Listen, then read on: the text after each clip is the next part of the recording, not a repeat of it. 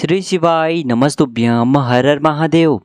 देखिए दोस्तों, यदि आपके जीवन में धन की बहुत अधिक समस्याएं, माता लक्ष्मी का आपके घर में वास नहीं है, तो मात्र आपको एक शमी के पत्ते से और एक बेलपत्र से यह छोटा सा उपाय आपको करना है इस दशहरे के दिन। पूज्य गुरु जी की जो अभी हाल ही में कथा हुई है नागपुर में, उसी में गुरु जी ने दशहरे के दिन किया जाने वाला है चमत्कारी उपाय बताए हैं। गुरुजी ने इस उपाय के लिए बताया है कि यदि आप इस उपाय को कर लेते हैं तो आपके जीवन में कभी भी धन की समस्या नहीं होगी, रुपये पैसों की समस्या नहीं होगी। देखिए दोस्तों, पूज्य गुरुजी की कथा को सुन करके और समझ करके ही पूरे उपाय को बहुत ही विस्तार से समझाने का प्रयास करूंगा। परंतु उससे पहले आप सभी से एक छोटी सी प्रार्थना है कि यदि चैनल पर पहली बार आए हैं तो चैनल को सब्सक्राइब करें और कमेंट में ओम नमः शिवाय जरूर लिखें।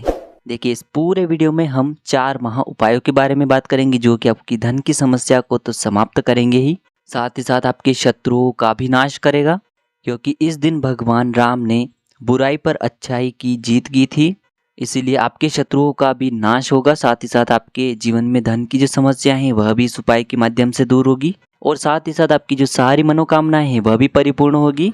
देखिए दोस्तों, गुरुजी ने शमी के पत्ते की बहुत ही महिमा बताई है। देखिए, दशहरे के दिन शमी के वृक्ष की पूजा करना बहुत ही शुभ माना जाता है और अगर हो सके तो आप अपने घर पर दशहरे के दिन शमी का पौधा अवश्य ला करके लगाएं, जिससे कि महादेव की कृपा सदैव आपके ऊपर बनी रहेगी। आपके जीवन में कभी भी कोई समस्या नहीं होगी। और दोस्तों, शमी का पत्ता इतना प्रसिद्ध क्यों है, इसके लिए भी गुरुजी ने अपनी कथा में बताया है। देखिए, जब राजा रघु को उन्हें सोने की मुद्राएं देनी थी, तब उन्होंने शमी के पत्तों को सोने की मुद्रा में परिवर्तित किया था और तभी इसकी जो तुलना है वह सोने के सिक्कों से की जाती है, यानी कि सोने की मुद्राओं से की जाती है। कहा जाता है कि एक शमी का पत्ता 14 करोड़ सोने की मुद्राओं के बराबर होता है। तो पूज्य गुरु जी का ये जो शमी पत्ते वाला उपाय है आपको जरूर करना है। किस प्रकार से करना है चलिए जानते हैं। देखिए दोस्तों, पहला जो उपाय होगा विशेषकर शमी के पत्ते से करना है, जो कि धन प्राप्ति के लिए होगा। साथ ही साथ वैभव को बढ़ाने के लिए, ऐश्वर्य की प्राप्ति करने के लिए आपको यह उपाय इस दशहरे के दिन जरूर करना है। देखिए, इस उपाय को करने के लिए सबसे पहले तो आपको मात्र एक शमी का पत्ता लेना है। इसी के साथ में आपको अपने घर से 1 लोटा शुद्ध जल लेना है तांबे के पात्र के अंदर। अब इन दोनों को लेकर के सुबह या फिर शाम के समय जब भी आप इस उपाय को करना चाहते हैं तब आपको पहुंच जाना है शिव मंदिर में। देखिए, सबसे पहले तो आपके पास जो 1 लोटा शुद्ध जल है उसे आपको भगवान शिव के शिवलिंग पर अर्पित कर देना है, श्री शिवाय नमस्तुभ्यम इस मंत्र का जाप करते हुए।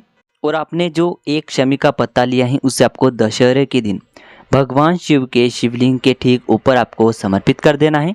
देखिए, इस शमी के पत्ते को आपको किस प्रकार से समर्पित करना है। इसकी जो डंडी है वह आपको जलाधारी की ओर रखना है, इसका पत्ती वाला भाग आपको शिवलिंग की तरफ रखना है। इस प्रकार से आपको यह शमी पत्र समर्पित करना है। देखिए, गुरुजी ने कहा है कि जो भी व्यक्ति शमी पत्र इस दशहरे के दिन समर्पित कर देता है उसके जीवन में कभी भी धन, ऐश्वर्य और वैभव की कमी नहीं होती है, उसकी हमेशा उन्नति होती रहती है। पूज्य गुरुजी का यह जो उपाय है बहुत ही खास है, इसीलिए आपको यह उपाय जरूर करना है। अब दोस्तों, हम जान लेते हैं दूसरे उपाय के बारे में, जो कि गुरुजी ने अपने 1 साल पूर्व की कथा में इस उपाय को बताया है। देखिए दोस्तों, यदि आपके घर में जो व्यापार है वह अच्छे से नहीं चल पा रहा है, घर में किसी भी मार्ग से धन नहीं आ पा रहा है, धन की प्राप्ति नहीं हो पा रही है, तो आप इस विशेष और चमत्कारी उपाय को भी दशहरे के दिन कर सकते हैं। इस उपाय से आपकी जो आय के नए नए स्रोत हैं वह खुलने लगेंगे। देखिए दोस्तों, इस उपाय को करने के लिए आपको एक शमी पत्र लेना है और इस शमी पत्र को लेकर के आपको पहुंच जाना है भगवान शिव के मंदिर में। अब इस शमी पत्र को सबसे पहले तो आपको भगवान शिव के शिवलिंग पर रखना है, फिर वहां से आपको इस शमी पत्र को उठाना है और इस शमी पत्र को आपको माता अशोक सुंदरी और माता पार्वती का जो हस्तकमल होता है कटी वाला भाग, उसके बीच में जो खाली स्थान होता है, आपको हम गोल घेरे के रूप में बता रहे हैं, वहाँ पर आपको इस शमी पत्र को केवल स्पर्श करवाना है। ठीक है दोस्तों, सबसे पहले तो आपको शिवलिंग पर समर्पित करना है, फिर जो माता अशोक सुंदरी और हस्तकमल के बीच में खाली स्थान है वहाँ पर आपको स्पर्श करवा देना है और इस शमी पत्र को आपको वहाँ से उठाना है भगवान शिव से प्रार्थना करके। और इस शमी पत्र को लेकर के सीधे आपको कहाँ जाना है, अपने घर पर। और दशहरे के दिन जहाँ भी आपके घर में धन रखते हैं आप, वहाँ पर यदि इस शमी पत्र को आप रख देते हैं तो आपके घर में कभी भी धन संपदा की कमी नहीं होती है। साथ ही साथ आपके जीवन में कभी भी कर्ज की समस्या उत्पन्न नहीं होगी। साथ ही साथ माता लक्ष्मी सदैव आपके घर में विराजमान रहेगी। अब दोस्तों हम जान लेते हैं पूज्य गुरु जी द्वारा बताए गए तीसरे अद्भुत उपाय के बारे में। यह उपाय भी सिर्फ और सिर्फ दशहरे के दिन ही किया जाता है। देखिए, यदि आपको अपने जीवन से शत्रुओं का नाश करना है, यानी कि आपके जीवन में जो भी शत्रु हैं जो आपके जीवन में आपको नीचे गिराने की सोचते हैं, आप कोई भी अच्छा कार्य करने की सोचते हैं लेकिन आपके जो शत्रु हैं वो आपको डीमोटिवेट कर देते हैं, यानी कि आपको उस कार्य को करने से पीछे की ओर खींचते हैं, तो आपको अपने विजय की प्राप्ति के लिए, आपको शत्रुओं पर विजय प्राप्त करने के लिए यह उपाय करना है। इस दिन आपको एक कार्य करना है। एक जो पक्षी होता है नीलकंठ, उसका आपको दशहरे के दिन केवल दर्शन करना है। आप सभी को पता है कि नीलकंठ महादेव का दूसरा नाम है।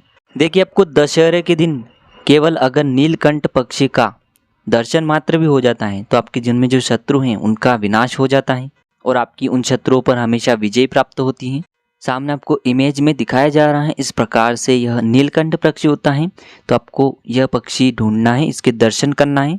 अब दोस्तों इसके बाद हम जान लेते हैं चौथे उपाय के बारे में, जो कि आपकी मनोकामना की पूर्ति के लिए होगा, साथ ही साथ आपके जीवन में धन की प्राप्ति के लिए होने वाला है।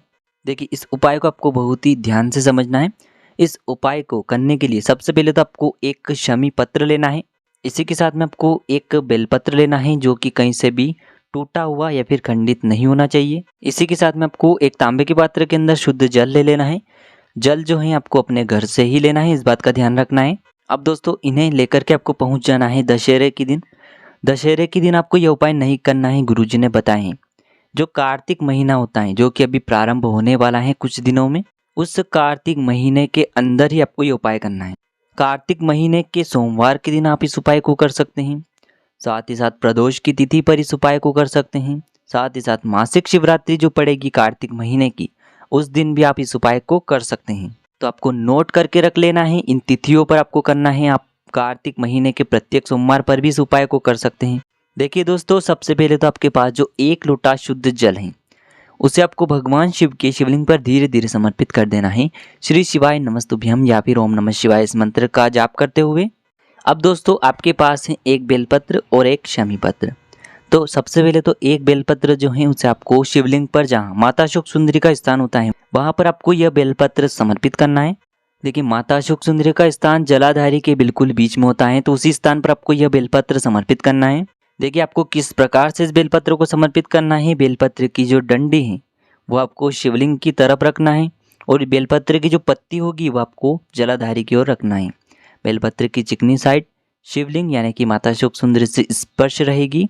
इस प्रकार से आपको सामने दिखाया जा रहा है। इसी प्रकार से आपको यह बेलपत्र शिवलिंग पर अर्पित करना है, माता अशोक सुंदरी वाले स्थान पर। अब दोस्तों जो शमी पत्र हैं उसे आपको भगवान शिव के शिवलिंग पर अर्पित करना है, अपना नाम और अपने गोत्र को बोल करके। शमी पत्र की जो डंडी है वो आपको जलाधारी की ओर रखना है। इस प्रकार से आपको ये शमी पत्र भी शिवलिंग पर समर्पित कर देना है, अपने नाम और अपना गोत्र बोल करके।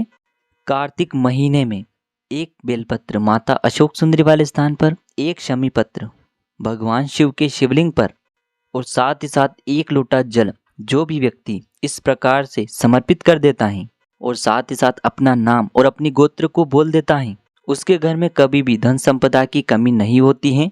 और जो भी वह महादेव से मांगता है, जो भी कामना करता है, उसकी वह जो कामना है निश्चित रूप से महादेव की कृपा से परिपूर्ण हो जाती है। तो पूज्य गुरु जी के ये जो चारों उपाय हैं बहुत ही खास और बहुत ही विशेष हैं। उपाय से जुड़े यदि आपको किसी भी प्रकार के सवाल पूछने हैं तो आप हमें कमेंट में पूछ सकते हैं। उपाय को करते समय आप किसी भी प्रकार की गलती न करें। श्री शिवाय नमस्तुभ्यम। हर हर महादेव।